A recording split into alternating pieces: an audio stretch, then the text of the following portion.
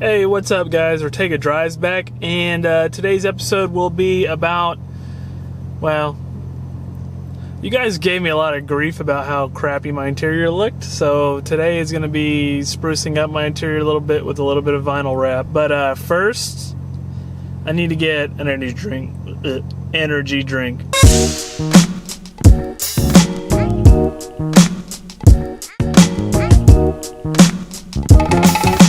So now, time to get my drink.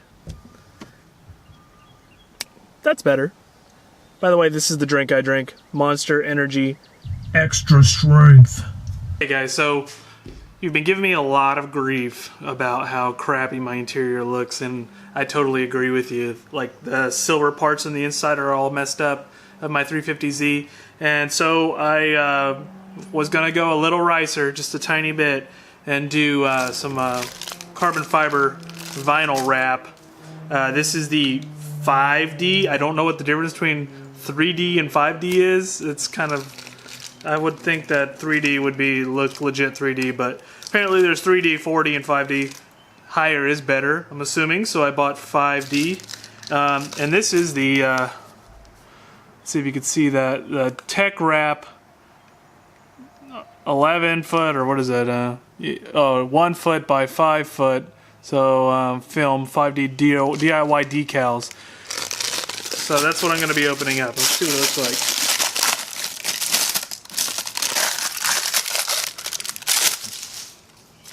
like. Okay, actually it looks pretty cool. I don't know how real it looks, like real carbon fiber, but it is pretty glossy, as you can see, so that's kind of a nice touch. And from a distance it looks like legit carbon fiber. Let's see if you can see that. It's like it's got like those little weave in there, you can probably see.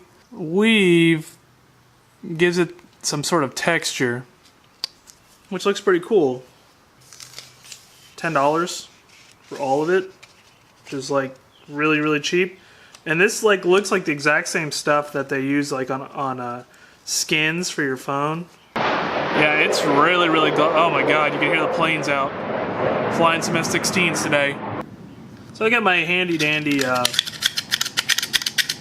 window tint scraper, which has saved my hands a lot. I recommend one of these to cut anything. I've never wrapped, well, I tried to wrap my I did wrap my father-in-law's hood with some 3M carbon fiber stuff, and it looked alright. So that's about all the experience I have with wrapping stuff. But we'll figure it out as we go. So here's the pieces, and I kind of want to do these two, and possibly maybe this, because as you can see I've got like tons of little scratches and stuff in there, and it looks kind of nasty. So maybe this, I was initially thinking maybe right here, but that might look pretty cool against the carbon fiber. After reviewing YouTube to get the steering wheel off, trying to pry off the silver pieces, you should not do that. In fact, the right way to do it is actually getting a Torx tool to remove it. So I'm going to go ahead and run down to the hardware store to see if I can find that, or maybe go to O'Reilly's. I think O'Reilly's might be the better bet to get that tool. So let's go!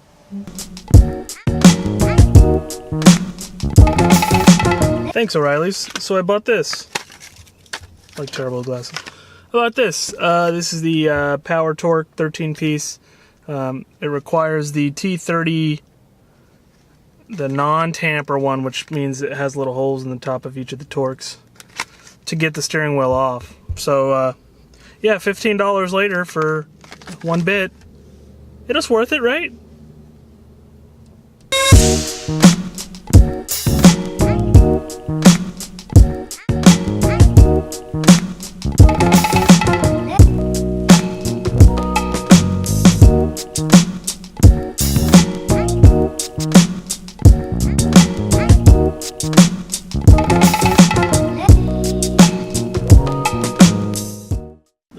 little circle thingies. And then you can take off the other thingies and then take the steering thingy off.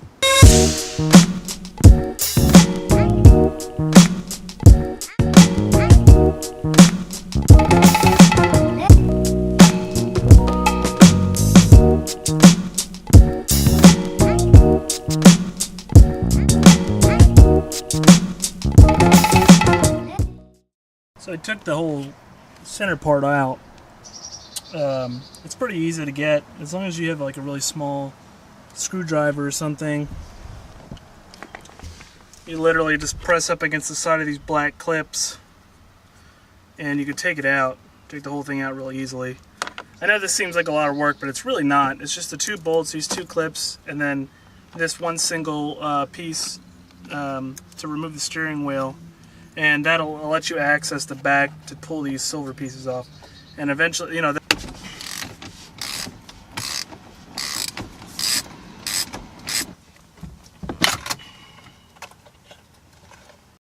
now on the back, there's like these little screws right here. They're just normal Phillips head screws. Let's take those out. And you take the two screws out of the back, which I have done. And then you can't still pull it off, so you have to flip it around. And there's one more little screw right down in here. And I think that's the name of the sound of the screw.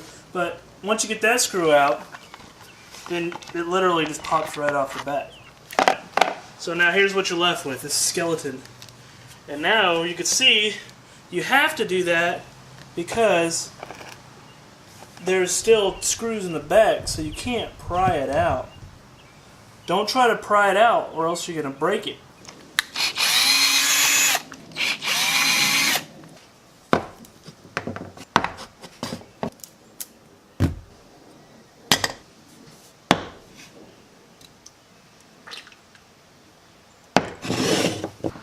So let's go ahead and try to figure this out together.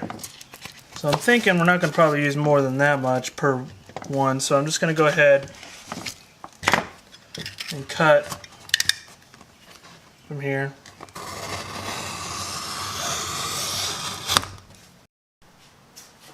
Back with the scissors.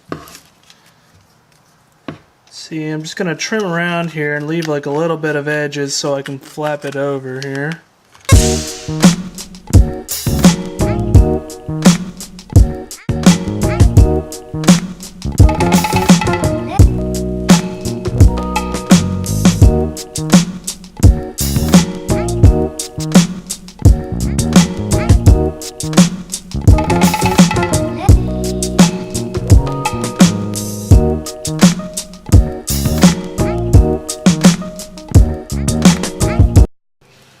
So, after careful looking, you can actually just peel back this a little bit. I'll flatten it back out when I get done. And wrap just the aluminum piece. Instead of trying to wrap, you see how this is the whole thing. Instead of trying to wrap it all together like I did this, I think it'll be easier this way and I could overlap more doing it this way.